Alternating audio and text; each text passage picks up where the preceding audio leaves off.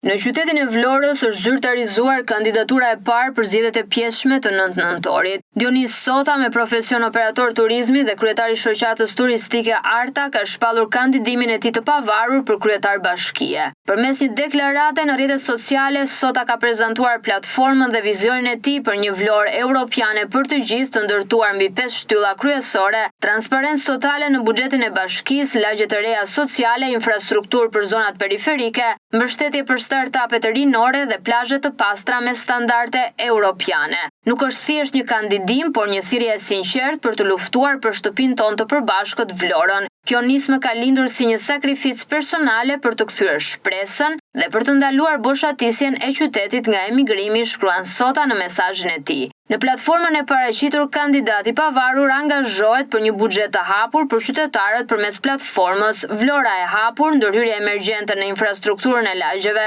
dhe fshatrave, si dhe promovimin e bashkëpunimeve ndërkombëtare për zhvillimin e turizmit në qytet. Po ashtu krijimi i lagjeve sociale me çmime të përballueshme për familjet në nevojë, si dhe financimi i projekteve inovatore të rinjve nga çdo qendër administrative janë ndër angazhimet që zotohet të arrijë Sota. Ai ka ftuar të gjithë qytetarët, forcat opozitare, profesionistët dhe bizneset që të bashkohen në nismën e tij për një bashkëqeverisje të ndershme dhe transparente, duke theksuar se kandidimi i tij është i pavarur dhe pa asnjë interes të fshehtë. Zgjedhjet për kryetarin e ri të Bashkisë së Vlorës do të mbahen në 9 nëntor, pas dorëheqjes së Ermal Dredhës nga detyra.